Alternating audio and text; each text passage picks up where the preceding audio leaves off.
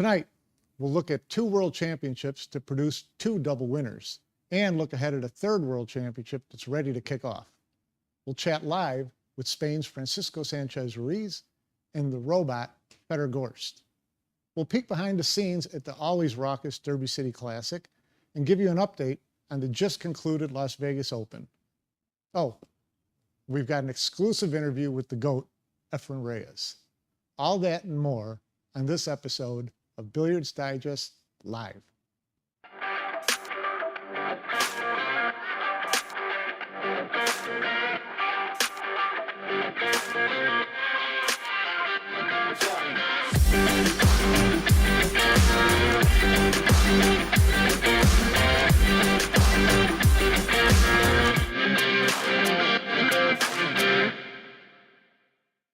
Good evening and welcome to Billiards Digest Live. I'm Mike Panozzo, editor and publisher of Billiards Digest, and we're live at the American Pool Players Association studio in beautiful downtown Lake St. Louis, Missouri. We've got a great show in store for you tonight.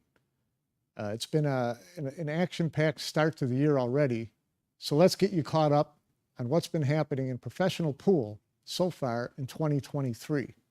And we'll start with an event that just concluded last night, the Alpha Las Vegas Open, a Predator Pro Billiards Series 10-ball event. The Las Vegas Open featured 192 players, $125,000 in prize money, and $25,000 first prize. It was double elimination to the final 64, then single elimination from there. The uniqueness of the Pro Billiards Series 10-ball events is the format, which is a best of 3 sets, races to 4. The caveat being that if the third set is tied 3-3, the players run through 4 rounds of spot shots. If the score is still tied at that point, the spot shots become sudden death. Of course, the format leads to a lot of tension-packed matches and a lot of surprises. A handful of Americans did reach the single elimination stages, but only Shane Van Boening, Tyler Steyer, and Evan Lunda reached the final 32, and only Van Boening advanced to the final 8. Where he ran into Vietnam's Duong Quoc Hong, who knocked him out in 3 sets. It's a tough name to say, but remember that name. It's going to pop up again. This year's Las Vegas Open turned out to be a lot like the 2022 version, with Poland's Viktor Zielinski answering every challenge. The 22-year-old repeated as champion, defeating Quoc in the semifinals and stopping the challenge of 21-year-old Sanjan Pelivanovic of Bosnia-Herzegovina in straight sets, 4-3 and 4-1, to claim his second international title. Fellow Pole Daniel Maciol was the other losing semifinalist. The Las Vegas Open Women's Division concludes this evening with the title match starting in just a few minutes. And tomorrow, the Predator World 10-Ball Championship kicks off at the Rio. And while the World 10-Ball is about to start, the World 9-Ball Championship took place earlier this month in Kielce, Poland, where 128 players from 40 countries crossed cues for one of the sport's signature titles. Of course, U.S. fans will remember that American superstar Shane Van Boening finally broke through in 2022 to win his first World 9-Ball title. In 2023, the defending champ cruised into single elimination final 64, then won 2 matches before losing a heartbreaker to Vietnam's Quoc 11-10 in the round of 16. Fellow Americans Tyler Steyer, Shane Wolford, Hunter Lombardo, and Oscar Dominguez also reached the final 64, but Van Boening was the only U.S. player to advance beyond that point. Other notable players at the World Pool Championship were Scotland's Jason Shaw, who was eliminated by Canadian John Morra 11-10 in the round of 32. Former world champion Joshua Filler of Germany was bounced out in the round of 64 by another Canadian, Alex Pagulayan, 11-9, and 2-time world champion Albin Auschen of Austria lost in the quarterfinals to the talk of the tournament, Mohamed Sofi. Mohamed Sofi is a 29-year-old Syrian refugee living in Germany, and he was all the rage in Poland, with an engaging personality, a big smile, aggressive 2-stroking game, and an absolutely incredible backstory. For more on Sofi's amazing journey, check out Billiards Digest's Facebook page. In Poland, incredibly, Sofi lost his very first match meaning every match after that was win or go home. Instead, he grinded his way through 7 consecutive matches to become one of the most unlikely World Pool Championship finalists ever. But that's where he ran into the hottest player on the planet, Spain's Francisco Sanchez-Ruiz. All the 32-year-old Sanchez-Ruiz has done in the past year is win a half dozen titles, including the U.S. Open 9-ball championship and the World 8-ball championship. He also reached the #1 ranking in the world and was part of Team Europe on the winning Moscone Cup squad at the 2022 event. In 2023, Sanchez-Ruiz picked up right where he left off, storming undefeated to the World 9-ball title, winning 8 straight matches, including a 13-10 win over Sophie in the championship match. In doing so, he became just the 3rd player to hold 2 WPA world titles at the same time. The other 2 are Xiaoxing Wu in 2005 and Pingyi Ko in 2015. For Sanchez-Ruiz, the world title was also worth a tidy $60,000, while Sophie earned $30,000 for second place. Rounding out the top 8 were semifinalists Mario He of Austria and Kunlin Wu of Taiwan, followed by Austria's Albin Ocean, Taiwan's Junglin Chang, Niels Fayen of the Netherlands, and Vietnam's Dong Quoc Hong. So in the previous 4 months, Sanchez-Ruiz has won 2 world titles and the U.S. Open. And in those 3 major championships, you know what his record was? 24-0. So what spurred this amazing run? What better way to find out than to talk to Francisco himself? He's currently at the Rio Hotel in Las Vegas preparing for the World 10-ball championship. And he's trying to become the first player ever to hold 3 different world titles at the same time. Hi, how are you? Good. Thank you. And you? Good. You're getting ready for the World 10-ball. Yes, I'm going to start tomorrow, so I can't wait for tomorrow. Good. Good. I saw at the Euro Tour in Estonia, you finished 2nd place. Are you in a slump? Yes. I didn't feel like this. I mean, I cannot say I feel disappointed because I'm playing really good. I lost the final against Mohamed. He played really good. The serve. So I'm really happy with my performance. Yeah, good. Good.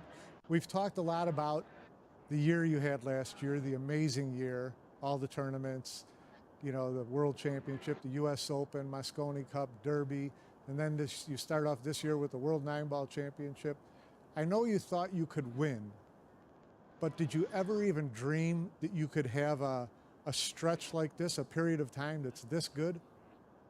Yeah, I mean, last year was amazing. After, like I said before, when I won Derby, so everything changed because I have more confidence. But to be honest, I didn't expect it to win like the US Open, the World A Ball, the Moscone. So it's so many tournaments, so straight. But it was unbelievable year for me. And this year I feel pressure because last year was amazing, and I played the first tournament, the World Nine Ball, then I won also. So it's unbelievable feeling. Yeah, I'm sure. Well, you know, you've talked a lot about confidence and about how that first win at Derby City really gave you confidence. But I'm not a player, so it's hard for me to understand. I mean, you're a great player. You've been one of the top players in Europe for years, and you've had high finishes, seconds and thirds, and some win, you know, Euro Tour. But for one win like that to change so much of your game, Yes. how does that happen? Yes, I mean I was playing good. I finished high in very important tournament like the US Open before. I finished third place one time. I finished fifth place too many times at the big event, but I never won a big title. So when I won a big title, so I feel like okay, I feel all the pressure out. So I start playing my game without bad things in my mind. So I think it's like every player, like for example, Zielinski, he won now. He won the last event. I mean, he's one of the best player, and he's gonna win a big title because his confidence is gonna be high and high. So I think that when you want something big, everything change. Everything changes. Yeah. Yes. So I know that you're a big tennis fan, and I know being from Spain, you're a big Rafa Nadal fan. Yeah. You know a lot about him and his game and his attitude. What have you learned from him, and what about him do you try to put into your game? Yeah, I mean, I learned a lot of Rafa because I don't know Rafa because he's very popular, but I try to see how he played the game. And I mean, for me, it's the best sport player for me because that's the stronger. Because when he play bad, he still win the matches. I mean, he's very strong and he play with the same character all the matches. So it's Right. very easy to say, but it's not to. It's tough to do it. Yeah. So that's why I think I change in my game. I know I'm too time I did play my best game, but I try to get everything in the table. So that I think that's my best point. Yeah. Well, your character is very strong, and you're very even tempered. You show a lot of respect for your opponents, a lot of respect for the game. Win or lose, you're always the same. Where does that come from? Yeah, I mean, I don't care about. I try to respect everyone. It doesn't matter if he play good or bad.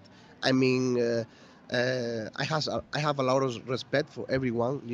I mean, the pool is, only a game. It's a sport, but it's just pool. When I finish the match, I try to be a normal people. Yeah. Yeah. Well, you've got a lot of fans. Um, Tell me about you're preparing now. The World 10 Ball Championship starts tomorrow. How are you preparing? What are you working on most? What concerns you?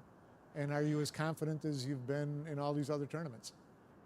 Yeah, to be honest, I didn't have so many time to prepare the break because almost every tournament is a 9 ball. So I break a lot in 9 ball, but to be honest, in 10 ball I didn't practice so much. But yesterday I was practicing a little bit, last week also. But I think that's one of the biggest tournament. But like I say, I don't feel pressure to win because everyone is looking for me. It's like I won the 8 ball, 9 ball, and I don't know if I win the 10 ball, but I try to play my game. That's all. Well, I mean, you have to have thought about the possibility of holding the 8 ball, 9 ball, and 10 ball world titles all at the same time. That has to be in your mind. How do you keep from thinking too much about that? Yeah, I'm a very positive person. I don't want to I don't want to put the bad pressure in mind. So I try to enjoy the game. That's all. Give everything in the table like I do every time. So that's all. What would it mean to you to hold all 3 titles at one time? Well, it's like a dream. I mean, especially in 1 year to hold Yeah, the 8 ball, 9 ball, and 10 ball is. I don't know if somebody do it, but no, yeah. But I can tell you, I do my 100% for do it. I know you will. And there'll be a lot of people rooting for you. And we wish you the best this week in the World 10 Ball Championship. And we appreciate your coming on the show with us. Okay, thank you. Let's move on to the women's side of the sport, where the Women's World 9 Ball Championship took center stage at Harrah's Resort and Casino in Atlantic City. It marked the first time since 2019 that the Women's World 9 Ball was competed for, with England's Kelly Fisher still seated as the defending champion. It was a 64-player field of the world's best shooters, representing 21 countries, with a $148,000 prize fund and $30,000 top prize. The format was double elimination, races to 7 to the final 16, then single elimination, races to 9 from there. While the U.S. women didn't fare particularly well, with just top-ranked American Caroline Powell reaching the final 32, a pair of American junior players each won their first match in the tournament. 12-year-old Savannah Easton and 14-year-old Sophia Mast. While they both lost their next 2 matches, how encouraging was it to see them in there, mixing it up with the big kids? The final 16 turned out to be a slugfest between top players from Asia and the top players from Europe. The biggest upset came into quarterfinals when Korea's Seo edged Kelly Fisher 9-8 in a match that saw Fisher inexplicably miss a relatively easy match-winning 9 ball. Meanwhile, 54-year-old 4-time World 9 Ball champion Allison Fisher was turning back the clock. The Billiard Congress of America Hall of Famer grinded her way into the title match with a 9-5 win over Russia's Kristina Tkach in the semifinals. But all eyes were on world number 2, Chayu Chao of Taiwan, whose English nickname, of course, is Rita. The 35-year-old, who earned a silver medal in the 9-ball at the 2022 World Games and won the Women's World 10-ball Championship in September, was unstoppable at Atlantic City. Chow came from behind to top Seow in the semifinals and then put on an absolute clinic in the title match, shutting Alison Fisher out 9-0. In winning the World 9-ball Championship, Chow also now holds 2 world titles at the same time, only the second time a woman has done that, Kelly Fisher being the first, holding the World 9-ball and World 10-ball titles in 2012.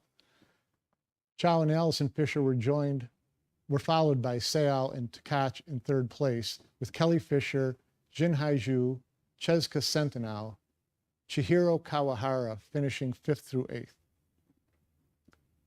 The polar opposite of the World Championships is the annual Derby City Classic in southern Indiana. This is a 10-day, 24-hour-a-day pool smorgasbord of a tournament with competition and action matches day and night. It's an event with a ton of history, as evidenced by the banners hailing the winners in the rafters at the casino. The 3 main divisions, Banks, 1-pocket, and 9-ball, along with an invitational 10-ball event on a 10-foot table called the Bigfoot, highlight Derby City. The big prize at Derby City is the Master of the Table Award, an award presented to the player who accumulates the most points in the 3 main divisions.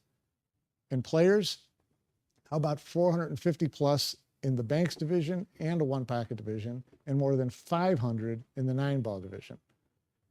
Not surprisingly, that made for a lot of long days and long nights.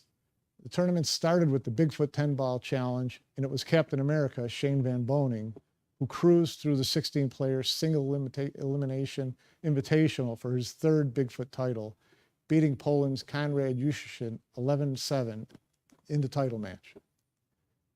In the main event, the greatest excitement was turned in by 68-year-old Efren Reyes, who made a spirited run to 3rd place.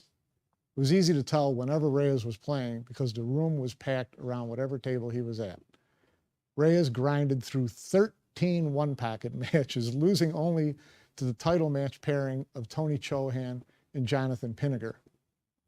In the end, it was Chohan, known to all as T-Rex and one of the top 1-pocket players ever, who finally won a Derby City 1-pocket title. And we'll get to see his banner hanging in the rafters next year. The other 2 divisions, Banks and 9-ball, those were dominated by 2022 Master of the Table, Fedor Gorst. The 22-year-old Russian, currently living in the U.S., rolled to the Banks title, defeating American Evan Lunda in the final. In the 9-ball, Gorst lost to Poland's Misko Fortunski in the 7th round, and facing elimination, check this out, beat Josh Filler, Jason Shaw, Alex Pagulayan, Tyler Steyer, Filipino Roland Garcia, Pagulayan again, and in the final, Shane Van Boening in a match that ended 9:30 Sunday morning. Gorst is also in Las Vegas preparing for the World 10-ball Championship. So let's bring him in and see if he's gotten over that 10-day marathon in southern Indiana. So Fedor, how you doing? What's up, Mike? Doing good, doing good. How about you? I'm doing all right. We were talking about Derby City, telling the fans about how amazing Derby City is.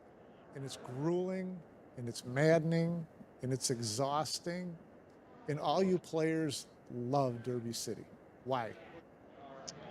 Yeah, I mean that's a strange thing. If you ask, like you said, if you ask all the pros about Derby City Classic, for some reason, everybody's loving it, even though it's a disaster when it comes to schedule. You know, it's 10 days in a row, and if you do good in every event, you literally play from like 9 a.m. until midnight, or even worse, you have probably 5 at best hours of sleep on average. Right? And I mean, it's just a grind, but for some reason, I love it. Well, You know, players seem to love the grind. I do like the grind. I do like the challenge. I do like all that, but I also like the other side of the coin. I like easy wins as well. So Yeah, well, I know you like winning because you've done a lot of that at Derby City. yeah, I did. The last 2 years I did. Yeah. And this year's tournament ended at 9:30 in the morning. That had to be a little extreme even for a young guy like you. Yeah, and I mean, I would say that I had an advantage just because I was the youngest from the last 8 players probably, Right. and and what also helped me that I was just kept playing through the night. I didn't have any breaks almost since 4 a.m. I was just playing nonstop, match after match. And in the finals, for example, Shane was waiting for me and Alex to finish the semifinals before that for like 2 hours, Yeah. you know, sitting from 6 a.m. until 8, just Well, waiting on the chair. yeah, wanting to go to sleep. Yeah, that was tough, I'm sure. Yeah. Yeah. What did you eat during all that overnight to keep yourself going? Eat a lot of sugar. I don't know if I suggest that to do it. It's not a proper thing to do, but I ate a lot of sugar that like pumped my energy up. Yeah. I didn't want to sleep much. I was drinking Red Bull. I won't lie. So that was uh, that was uh, that was it. A lot Yeah, of right. sugar. So you've been coming to Derby City since you were 16 or 17 years old. You didn't know anything about one pocket. You didn't know anything about banks. Now you're one of the best in the world at both of those games. How has becoming adept at those other games helped your rotation game and helped your overall game? I think it just helped my overall game in general. You know, you can learn something in one pocket that will help you in 10 ball, for example, the moving part. You know, there's a lot of safeties nowadays with the formats that we play in 9 ball and 10 ball. And I think learning the game and playing the one pocket with the best players helped me develop that skill of moving in rotation games Yeah, as well. yeah, You know, interesting. the banks is not as much, uh, but still there is some shots. For example, playing banks, there is always a bank where you play a two-way shot, protecting the object ball and the cue ball. Sometimes shots like that come up in rotation as well. Yeah, So sure. it's just a lot of knowledge in general, Yeah, and it helps the game overall. that's great. In January, you were the first pool player to ever be a guest on the Joe Rogan podcast. And at the time, you didn't even have any clue that he had a following of 11 million fans, did you? Yeah, I mean, I don't want to lie. I did not know who Joe Rogan was before he first messaged me. I knew, I mean, I've seen the video of him doing the Earl Strickland Imitation. uh, imitation, yes. So I was just thinking that he was a comedian, maybe, or just, I knew he was around IPT, so I was thinking he is a pool related person. Yeah. So whenever he messaged me, I was trying to Google, of course, who he was and trying to know more about him, and I was surprised. I was amazed that he actually messaged me. Yeah. 11 million is a lot of people. Oh yeah, a lot. It was very surprising that he Yeah. have chosen me, but I'm really grateful for the opportunity. And then just a couple weeks ago, you were playing in Round Rock, Texas, and he's located now in Austin, which isn't too far away. And he showed up to watch your matches. What was that like? Yeah, it was funny because I messaged him a day or two before my flight to Austin, and I told him, I'm coming to Austin for a week. Send him a flyer of the tournament, and I told him, well, if you have some time, we can maybe, because he likes to play pool. I offered him just to play a couple of games if he wants to, and he said, yeah, I'd love that. And then he just showed up at the pool room, was watching my match, and was sitting and talking to the crowd for hours. He was there for like 3 or 4 hours. That's It was cool. good. Yeah, it was real cool. Yeah, that's great. So now, next thing up for you is the World 10 Ball. You've had a couple days to start preparing. What have you been working on? Yeah, we had a U.S. Pro Billiards Series tournament here already, where I finished last 32. I consider it a good warm-up tournament before the World Temple. You know, players can get used to equipment, can get used to the arena, to the shot clock, and everything. So I haven't been really working on something specifically. I'm just trying to stay fresh. Was going to the gym, eating okay. So I'm just trying to stay fresh, and I think I'm prepared well. Good, good. Well, it should be a great event, and we wish you the best of luck in this event and everything going forward. And we really appreciate your taking the time to be with us, Fedor. Well, thank you so much, Mike. You're welcome. Thanks. That's a recap of the events so far and what's already been a really busy 2023. Another thing we'll keep you updated on throughout the year, of course, is Moscone Cup points rankings, which determine the players for Team USA and Team Europe when the Cup returns to Europe in December of 2022. Moscone Cup points are on a 2-year running total, with the top 3 American and top 3 European players earning automatic spots. As you can see, Shane Van Boening pretty much has his spot on Team USA already locked up. The European top 3 hasn't changed so far, but there's a long way to go with some 30 events comprising the 2022 Matchroom Rankings calendar. So that brings you up to date on everything that's happened in professional pools so far. All the latest results, live interviews with Francisco Sanchez-Ruiz and Fedor Gorst, probably the 2 best players on the planet right now. But you know what? That's not enough. It's not enough for the first episode of Billiards Digest Live, and I'm sure it's not enough for you. You want more? We're ready to deliver with a very special treat, an exclusive sit-down with the GOAT. You're really going to enjoy this. So this is a great pleasure, obviously, to have the GOAT, Efren Reyes, in the house at Derby City. Is this your last Derby City? I'm trying to get play more, but I think this is my last because I'm getting old. You're getting old. You know, if I You're play, 67. Yeah, if I'm playing a lot of a kind of event, just like 9 ball, 10 ball, it's very hard to me because I don't have a break. Yeah, right. Not The power other games. all opponent, all the best player, good player, they break very good, they rack very good. They rack very good. Yeah. Only I can play them if only for a smart game. The smart game, Not the rather than the break. one pocket. Yeah. We're also here with your longtime manager, Rolando Vincente. It's always good to see you as well, Rolando. So, Derby City, you go in, you look up all the banners. A lot of banners. 9 ball, Efren. 1 pocket, Efren. 1 pocket, Efren. Master of the table, Efren. 13 banners say Efren Reyes. So that's before I play good. I'm playing 1 pocket and bank. I'm still young. That's why I make all the I know you. Master of the table. The Yeah, master of the table. Well, you won the 9 ball twice, Yeah. the 1 pocket 6 times, Yeah. and the master of the table 5 times. That's amazing. And you were here for the very first Derby City, 1999. First, Derby City. 1999. And you won. 1999. You won 1 pocket that year. Yeah.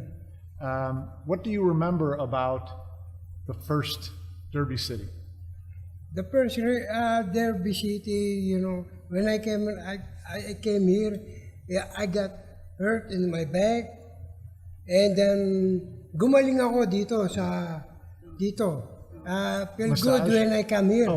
Oh, okay. My back hurt is no more, and then that's why. And then I play good in 1 pocket. After that, I played the World Pool Championship, and then I win too. Yes, you did. You did. Is Derby your favorite? Oh tournament? yeah, because Why? a lot of events, because they have 1 pocket, 9 ball, so that I can win. So, but when you first came to the U.S., 1984, you 85. 85. You didn't know 1 pocket. I don't know 1 pocket. Banks. Yeah. Yeah. I play all the best player here in America. I play him that only 9 ball. I'm looking for playing rotation, but nobody. Nobody wanted to play you on 9 ball. rotation, so you had So I to. play everybody 9 ball, And then after that, everybody, they don't want to play no more 9 ball. They want to play me 1 packet. How can I play 1 packet? I don't know, and I don't know the rule. Well, let's talk about that. You came in 1985. You played rotation in Houston at Reds. And then you went to Chicago. Yes. And you stayed with Frank Vandenbosch or Philip Estrada, right? Philip Estrada, because you stayed in Chicago at the Chicago Billiard Cafe. Yeah. And you learned 1 pocket and banks from. I played first 1 packet there because I had nothing to do there. They have, sino ba yung, ano di yung kalabang-labang ko doon? I'm sorry? Hindi, wala na eh. We usually play in Freddie the Beard. Yeah, Freddie the Beard. Yeah. You- And then Freddie after that, Bentavegna, he was a big we- bank pool, 1 packet we player in start Chicago. playing pool, and 1 packet, and then I give in spot. That's in 1985. When I go back and then come back na 86, I learned already 1 packet because I practiced in the Philippines 1 packet by myself. Yeah. And then you came back and Yeah, and then needed- everybody... they want a spot. Yeah. Yeah. So so you became the greatest 1 packet player ever. Are you the best 1 packet player ever? No, I don't know. A lot of 1 packet, no, 1 packet Who player. who were your favorite 1 packet players? Who did you think were the best? Who did you learn the most from? I learned from Billing Cardone Yeah. because he's very smart. Yeah. And he's smart how to make a game. And then I saw him because he always following me. He wants always to play with me. So I learned from him for fancy shot and move. But for run out, it's me. For you to run out here. You don't really want to retire. You actually want to play more. I want to play more, but I don't think I can make it more. But I can play, yeah, but not all the tournament. Yeah. And you like the smart games. Yeah, I like 1 the packet. smart. You're a great 3-cushion billiard player Yeah, and a used great to 1 be. cushion Used player. to be. I Well, play you 1 won. cushion, I play backline, I play with 3 cushion. You won bronze medal this year Yeah. at the SEA Games, the Southeast Asian Games, in 1 cushion, right? 1 cushion and 3 cushion. Oh, no, and 3 cushion. 1 cushion and 3 cushion. But I played the world champion in Karum, the Vietnamese. We're talking about all your tournaments you won in the U.S. You won the World 9-Ball Championship, won the U.S. Open Championship, And IPT. IPT, and all these tournaments.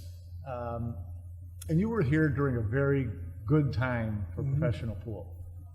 Who were your toughest opponents? Who did you respect the most? Used to be my most very hard is Mike Siegel.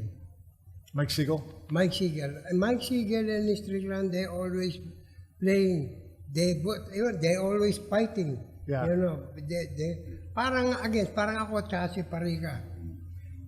And then after Mike Siegel quit, 1995, Right. then Strickland is coming. Yeah. Strickland is the best 9-ball player before. Yeah. Great 9-ball player. But after that, all the young players, they coming. Oh, they know how to rock. They know how to play. So, it's very Who do you hard. think is the best player right now? I think Fedor and Gorst. Fedor and Gorst. Yeah. You like the way they play? They shoot very good. They shoot. They They shoot don't very miss. good.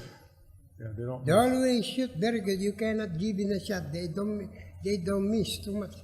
Always making a ball. Before I like Dennis, but after Dennis Rocolo? Dennis Rocolo, the best packeter in the world. But now it's too many now. Yeah, there's He's a not him. Yeah. What do you think when you hear people call you the GOAT? Well, I don't understand about the goat. Yeah, they call me goat. What is that? What does that mean? Goat Is means goat? greatest of all time. Oh, Greatest of all time. a lot about they always saying that. What do you think when people call you the GOAT, the greatest of all time? Do you think you're the greatest of all time? I don't think so. For me, it's not yet because a lot of top good player. Yeah, yeah. I want to play a little game with you. Okay, Okay. I have some photographs here okay. that I have blown up, and I'd like to, you tell me what you remember about these times and these places, and we'll see what we have here. This is, do you know this book? I don't know John. John Grissom. Yeah, because maybe he's the one who making the book.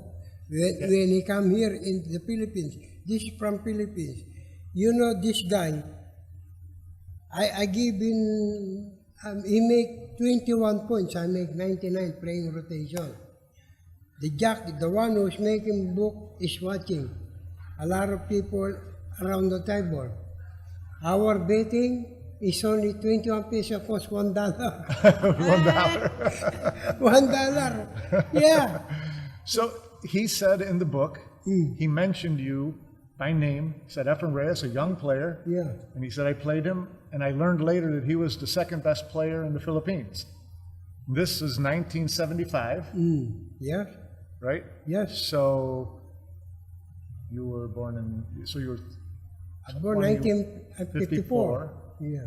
So you were 21. And who was the best player?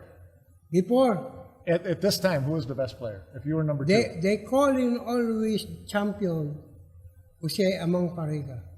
Oh, Jose Perica. Jose Pariga. And he was the first one to come to the U.S. First one, yeah.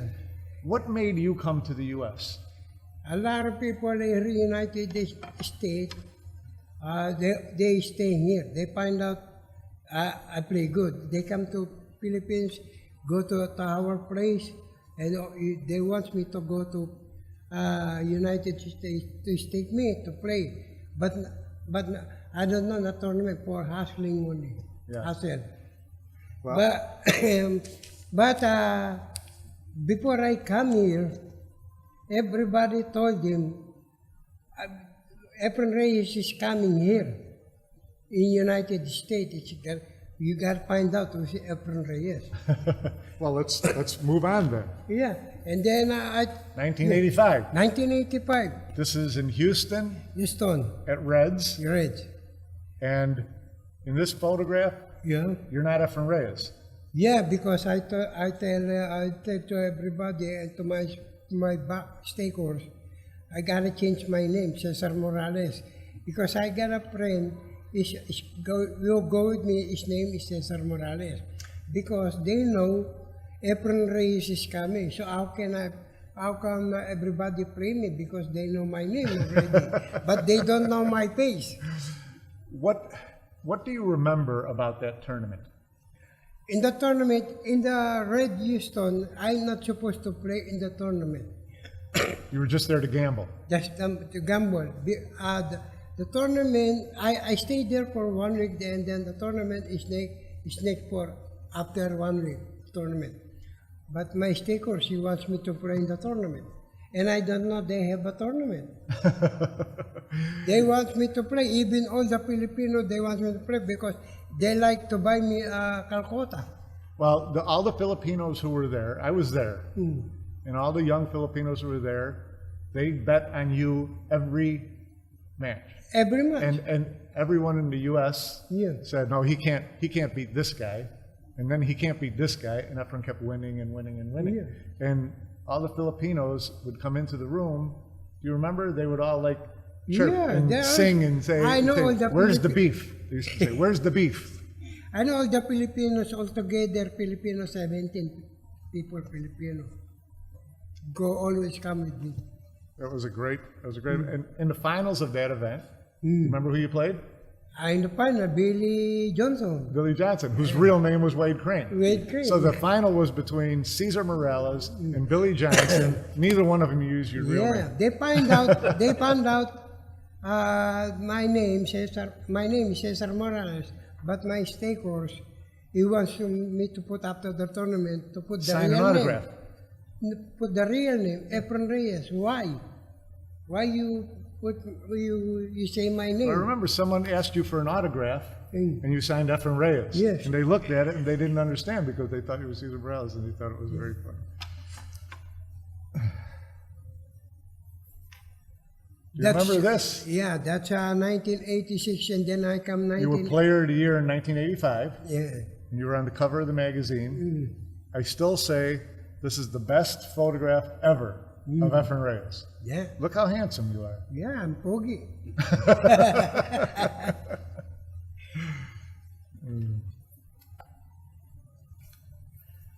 Oh, I'm playing Efren chess. playing chess. Yeah. So this is important to me because when you went to tournaments, after you play matches, between matches, you could always find Efren on the side playing chess. And this to me shows that you're a thinking player. You like mental challenges. You Yeah, I like, You like to solve puzzles. yes. Things like this. It's always been that way. Yeah. If I have nothing to do, I want to play with that smart game, thinking game. Some kind of thinking game, smart Yeah. game. Yeah, I love that photograph. You got a lot of book. This photograph is the typical perfect Efren Reyes look. This is, I got lucky, or I got hooked myself, or whatever. Yeah. You always pulled at the back of your collar, and you always stick your tongue out. Why? Yeah, I'm ashamed. You're ashamed. I'm ashamed because I miss that's my pulled out shot. That's why I go like that. Yeah, whenever you got bad position or hook yourself, Yeah. you would always do that. That's a very good picture of that. Look how good you look, Rolando. Yeah. Rolando, you look like a teenager.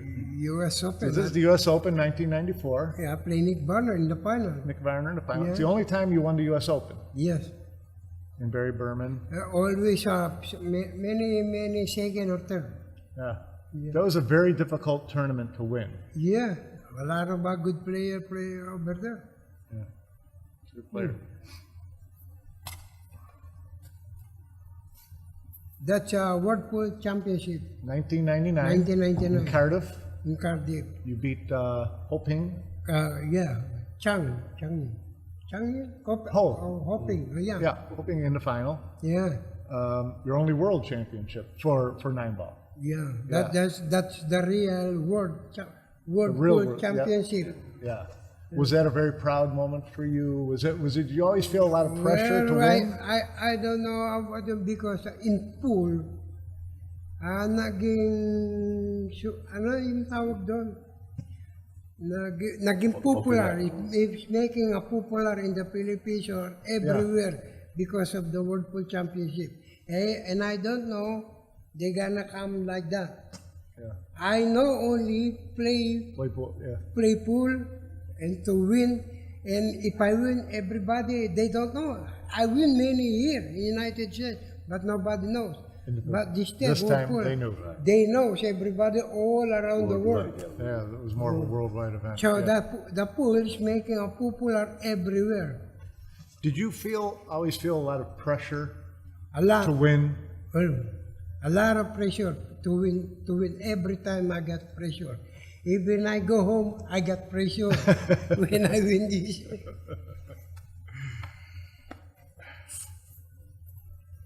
Oh, Nice. she's a very good player. Allison Fisher, Alison Fisher. the women pool players. The women pool Who player. do you think she was the best woman pool player? Yeah, when I see the when is young, is the best pool player. For the women. The women, before sino ba yung si tomboy na ano? Yung, the new, very good. They So not before Allison? yeah, before Alison, they have Jean Belucas? Din Balukas. Jim Balukas. Yeah. Balukas, the best here, Yeah. because she's playing like a man. Like a man, yeah. This one is playing like a snooker woman. machine. It's snooker, but it's like a woman, but it's look like a man. Yes, she does shoot. Yeah, Here's your man. that's my idol in one pocket. Billy and Cardona? Yeah, always see me out the shot I saw from here. Then I copy, I practice in the Philippines. He could always make you laugh too. Yeah. Billy always. Yeah, You liked him, huh? He was yeah, good. he's a smart man. Very smart. Yeah. That's IPT. IPT 2006. 2006. The IPT was very good Yeah, for very Efren good. Reyes. Yeah, the IPT is very good. The IPT becomes a big prizes. Well, the IPT had 3 tournaments. 3 tournament. You finished first 2 times and third 1 time, right? And you won 500,000, 200,000, and 65,000 for third place. That was Yeah. that's a mistake. But $765,000 from the IPT in 1 year. Yeah. It was a good year for Efren. Yeah, it's good for me. You know, Bustamante got up for that. No, Yeah. Bustamante. Oh, he got half. Yeah. Oh, you got a saver with him. Before he play, he asked me. No wonder he was always so happy. Yeah. This is why he was so happy. So, unbelievable career. People talk about you. When I talk to people about you being the GOAT, to me, it's because you changed the game. You changed the way that people play the game because you showed what you could do with the game if you thought. You were doing things that no one was doing. Kicking with purpose. The kick shots were always perfect. You always knew what you were going to do. Things like the Z shot. Everyone looks on YouTube and they look for Efren Reyes' Z shot. Things like that. That's where I think you made a mark. That you changed the game. Do you feel like you did anything different that that made players change the way they looked at the game? Maybe hindi naman kasi ang alam yung laro niyo smart lang yun pagka may pahirapan. Hindi ko alam mo sa English yun. Yeah, it's according to him, he said just to be kind of like you have to have wide knowledge about the game and find a lot of ways to hit that. For shooting, everybody a lot of good player. Right. When I come to United States, when I saw all the people they practice, everybody play good, run out. But when I saw the position is not open, they don't know what to do. They don't know what to do. Yeah. Then I think I can beat him. Is no way to beat me. Yeah. So, how would you like to be remembered? How would you like people to? What would you like them to say about you after you stop playing? Anong bagay daw na ang na maalala ka ng mga tao? Anong maalala tungkol sa'yo pagdating sa laro mo? Siyempre marami. Masaya ako hanggang kahit tumanda ako nakakalala. When I getting old, a lot of people, they know they still talking to me. But I like that because they always know me. If I come to anywhere in the world, they know me. It's okay for me. As long they remember him, that's okay for him. But do you want to be remembered as the greatest, or just as a good person, or as or just how? Well, because everybody loves me. It's not only about poor. I think they like me because they told me I'm humble. Is very good person. Because of for a very good player, a lot. Yeah. Not only me. Yeah. That's great. Efren, pleasure. Thank you very much. It was a lot of fun. Thank you.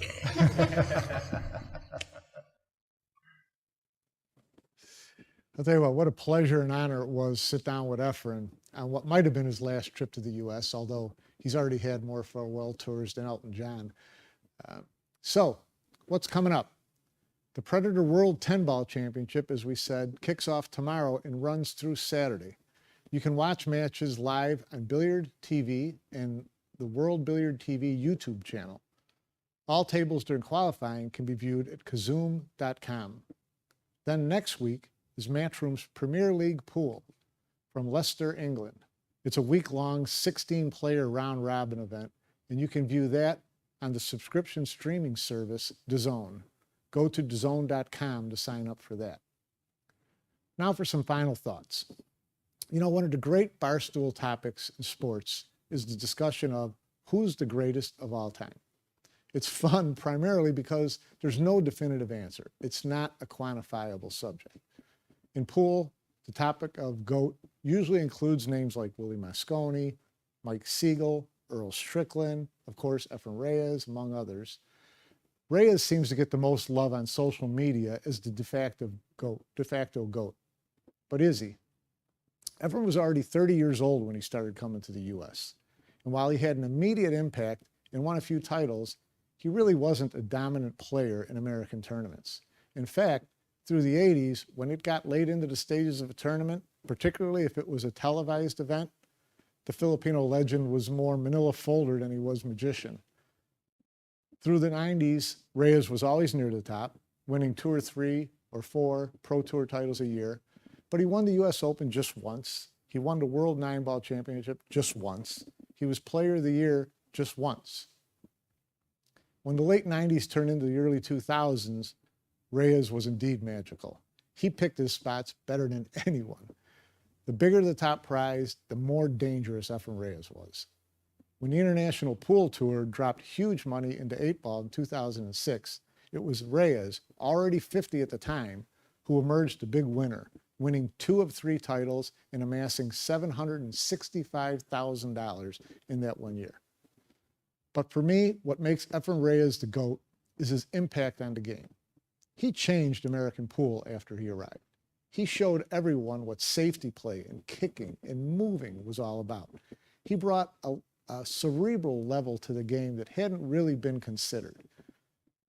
When Efren Reyes played in tournaments, even the top players were 3 deep to watch all his matches. The level of play improved because of Efren Reyes. And I mean, really, who can forget Efren's famous Z shot? It's a shot because you don't get no movement, like you said, and you might miss this ball.